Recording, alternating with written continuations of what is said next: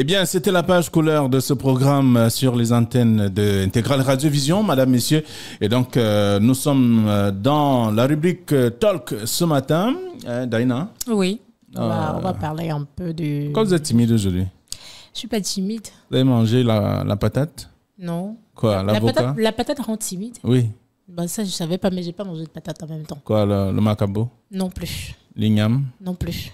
La banane? Non plus, j'ai pas mangé depuis le matin. En fait, elle a mangé non plus. Ah, d'accord. Elle a mangé non plus. Oh là là. Je ne comprends pas. Oui, vraiment. Ici, non plus. J'ai pas mangé le matin. Généralement, je mange pas le matin. Oui, mais tu as mangé non plus. Oui, j'ai mangé non plus. Tu as mangé non plus.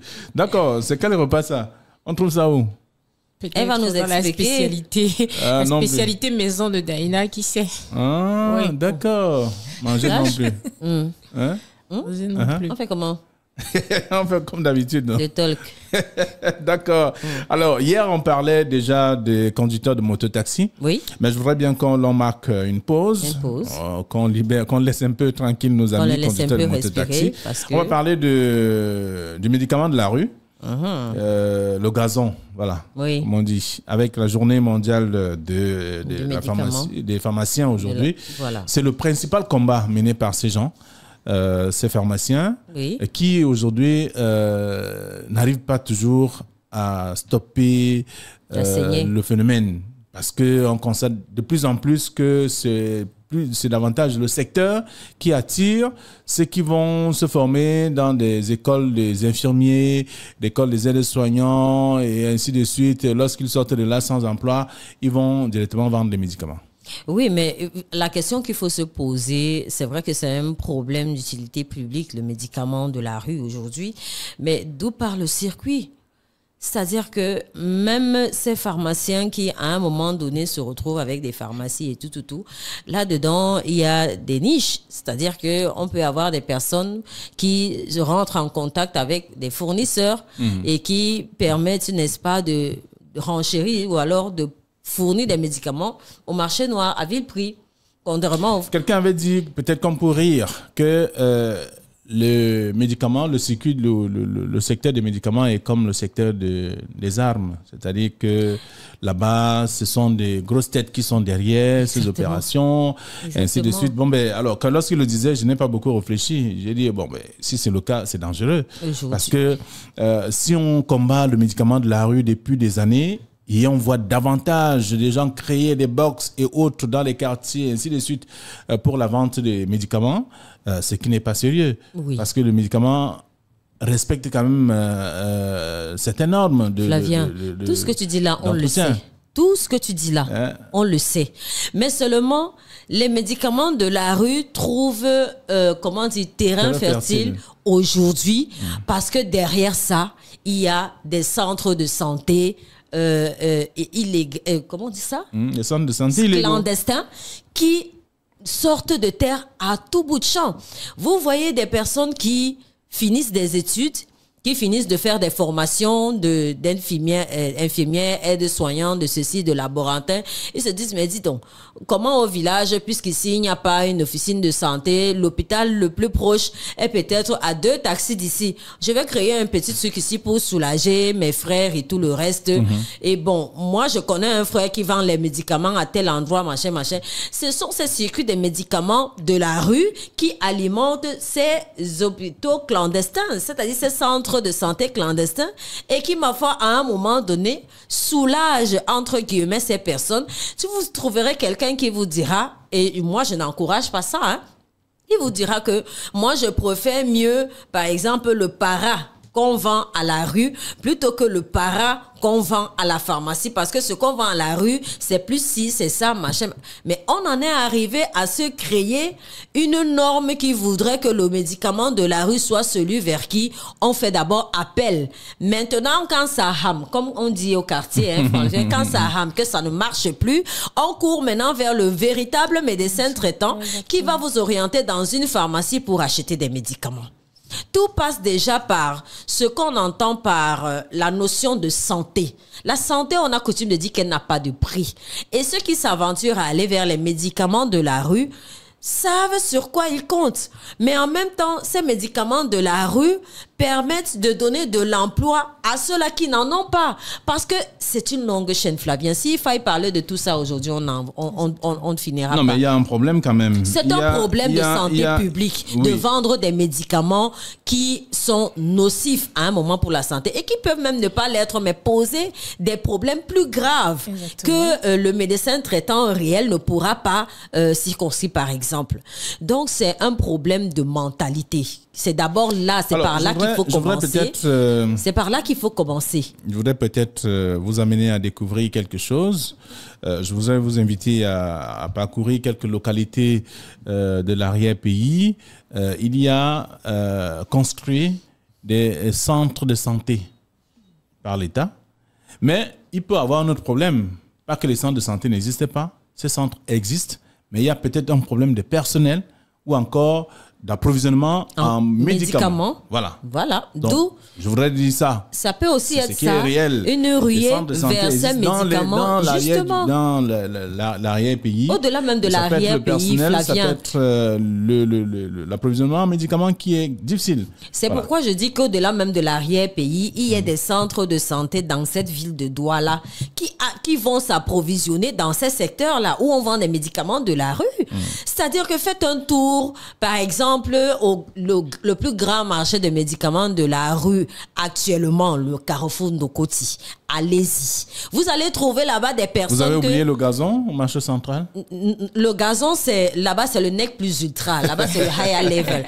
Allez au Carrefour Ndokoti, vous trouverez des personnes envoyées par des patrons de centres de santé que vous n'imaginez même pas. Allez chercher, par exemple, des glucosés, des ceci, des salés. J'imagine qu'il y a quelqu'un à la maison ou dans son bureau qui vous suit en ce moment. Mais oui, c'est une vérité. Ces gens s'y racontent quoi? C'est une vérité. C'est une vérité. Au-delà du fait que en pharmacie, on peut se dire que bon, ok, et les délégués médicaux font leur travail pour pouvoir approvisionner les médicaments dans les structures de santé et tout ce qu'il faut. Mais la réalité est que le Camerounais qui vient vous voir et vous dit vraiment, moi j'ai les maux de tête et je veux que tu me donnes les paras qui coûtent 100 francs. Alors, il y a les paras qui coûtent 100 francs, il y en a qui coûtent plus cher. Ceux qui coûtent peut-être plus cher sont peut-être ceux qui sont adaptés au mal qu'il a, mais il vous dit qu'il n'a que 100 francs, il ne peut pas aller au-delà de ces 100 francs.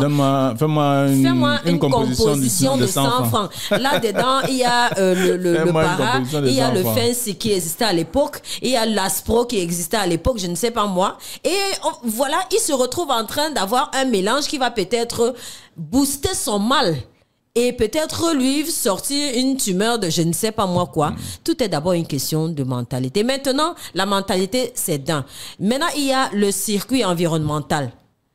Quels sont les mécanismes mis sur pied pour que l'approvisionnement en médicaments conformes arrive dans les officines de santé? Que font les patrons de ces centres de santé? Il y a ça aussi.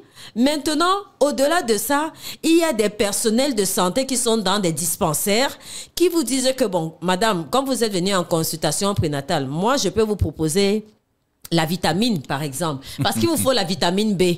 On vous prescrit ça depuis dès qu'on découvre que vous êtes enceinte, après votre test de grossesse, on vous met sous vitamine B.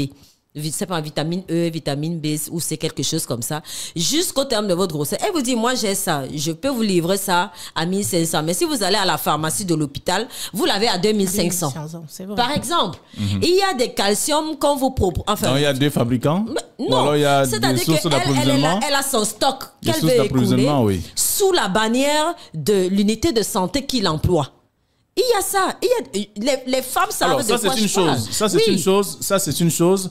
Mais même si c'est là-bas, ça veut dire que ça peut être bien conservé, ou alors mieux conservé que ceux qui exposent ces médicaments au soleil, aux intempéries, c'est-à-dire le soleil, la pluie, tout ça mélange. Ça change parfois. Il y a des boîtes qui changent parfois de couleur. On ne reconnaît plus la vraie couleur de la boîte parce que le soleil a brûlé une bonne partie. ça peut être passé par là. Toujours est-il que elle a toujours les médicaments avec elle. Ou à défaut, si elle n'en a pas, elle vous dit, je peux vous trouver ça. Elle va voir une collègue qui a ses vitamines et lui dit, bon, voilà, vous allez voir la sage-femme à côté. Voilà, c'est le même prix ici. On vous dira pas autre chose. Donc, vraiment, quelque part, ça freine l'économie et les finances au niveau des structures hospitalières qui permettent que ce qui est dans les hôpitaux, en fait, ne trouve pas toujours, comment dire, n'est pas, les malades n'adhèrent pas immédiatement parce que... ne trouvent pas l'assentiment. Ne trouvent pas l'assentiment justement parce qu'on leur fait des propositions en inbox, comme qui dirait. Et du coup, le médecin qui a son hôpital avec ses médicaments, qui se dit, mais tiens, j'approvisionne cette pharmacie, j'achète des médicaments, c'est un investissement pour donner de la santé à mes patients, mais je me rends compte qu'il y a un souci. Et lorsque la mèche est vendue, c'est tout un problème. Alors, ça ne passe pas. La mèche n'est jamais vendue, justement, parce qu'il faut bien nourrir le circuit. Oui, malheureusement. Mais le médicament de la rue, ça tue. Ça, c'est un message qu'on a toujours dit.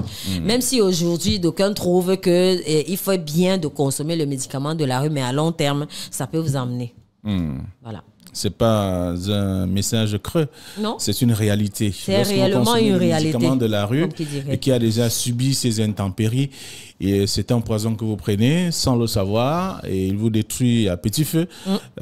C'est vrai que le médicament en lui-même est un poison, mais maintenant, il faut qu'il soit prescrit par un médecin qui sait déjà pourquoi il vous le prescrit. Exactement. Et quelle est la dose à prendre. Parce qu'on peut même vous allez chez le docteur de la rue qui parce que vous avez eu ce même mal il y a eu quelques temps, vous allez reprendre ce même médicament. Ma voisine avait le palu, elle a pris ceci. Voilà, ça a marché. Forcément, ça va marcher pour moi, ne sachant pas quelles sont les spécificités auxquelles vous n'adhérez pas et auxquelles ce médicament-là pourrait jouer dans votre organisme. Oui. Pourquoi Daïna ne parle pas? Je ne sais pas. Des médicaments de la rue. Je ne sais pas. Qu'est-ce qui ne va pas? En réalité, en fait, tout va bien. Tout non, va bien. Ça ne va pas. Tout va bien, en fait, de mon côté. Tu n'étais pas comme ça. Aujourd'hui, je suis en forme, Flavien. Il faut me dire pourquoi. Je suis. On trouve toujours des solutions à tous les problèmes. Non, je suis en forme. Il n'y a pas de problème. Il n'y a franchement pas de problème. Je suis en forme, je me porte bien, je suis au taquet. Voilà. Pourquoi tu ne parles pas? Bon, les médicaments, il fallait d'abord laisser Madame Cathy aller finir ce qu'elle avait à dire parce qu'elle était bien touchée par le sujet. Du moins, elle est bien touchée par le sujet. J'ai même pas fini parce que s'il fallait finir. C'est par expérience. Oui, justement, c'est par expérience. Elle a été victime. Elle a été victime. Non, j'ai pas été victime. Ah bon? Malheureusement. Malheureusement, pas encore. En tout cas, le médicament de la rue, c'est pas encore. Pas encore, justement. Pas encore, parce que ça ne peut pas être qu'elle, mais peut-être un proche, voilà, une sœur qui va aller vers le médicament de la rue et qui va se retrouver parfois être peut-être mal soigné et avoir un problème.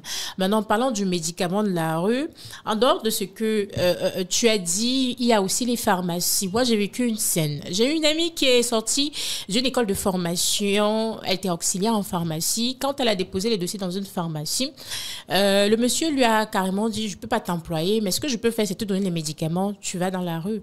Ce qu'elle fait d'ailleurs. Donc, elle prend les médicaments à la pharmacie et elle s'installe là en pleine route et elle vend donc ces médicaments-là.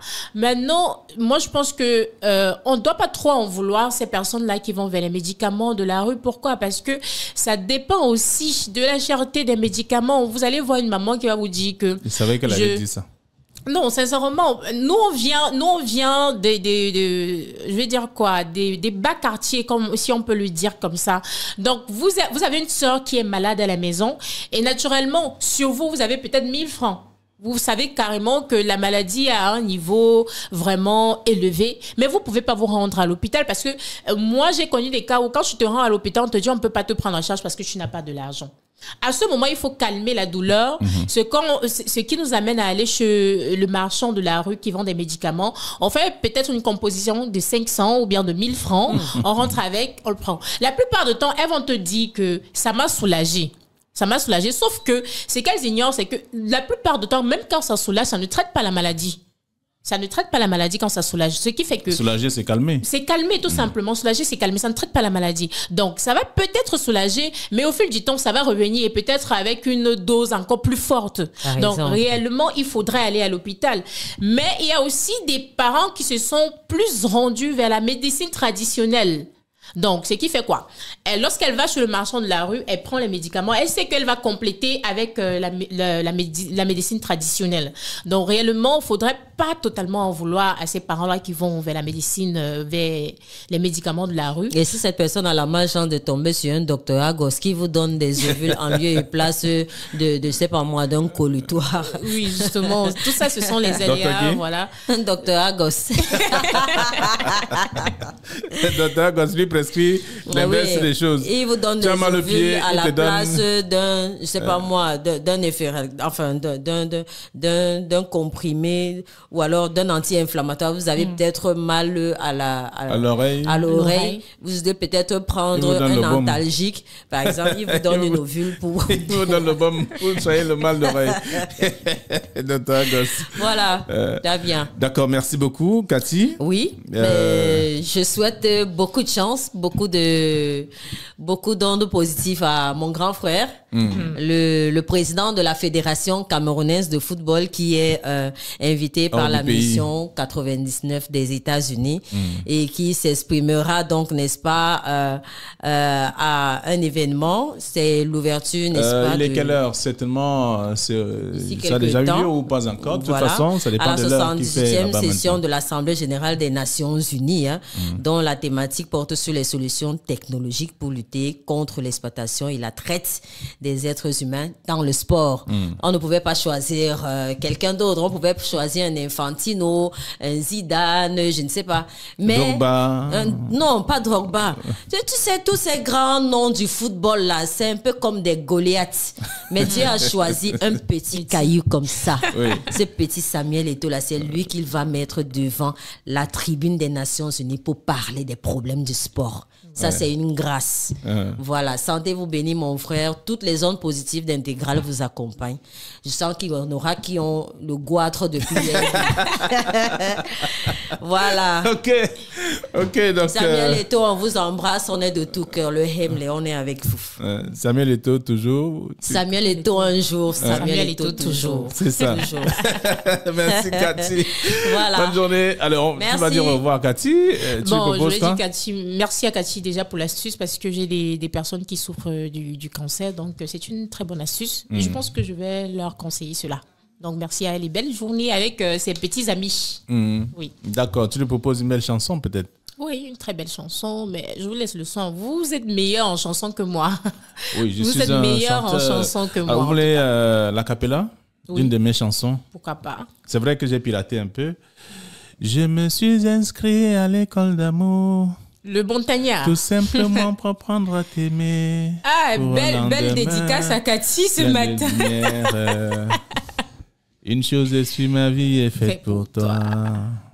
Hein? Maintenant, la chanson est pour qui? Non. Je voulais dire elle a dit que je connais les chansons, que je sais chanter. C'est pour Cathy. Non, la chanson, c'est pour la mère. Vraiment. Non, écoute, il y a une autre. Ce n'est pas que pour la mère, c'est que j'ai une voix de chanteur. Non, moi, je la dédie à la mère. Quand tu voyages, tu vas si loin de moi. Mon cœur bat très, très fort. Quand tu voyages, Doudou, tu vas si loin de moi. Mon cœur bat, il bat si fort pour toi. Cathy a pu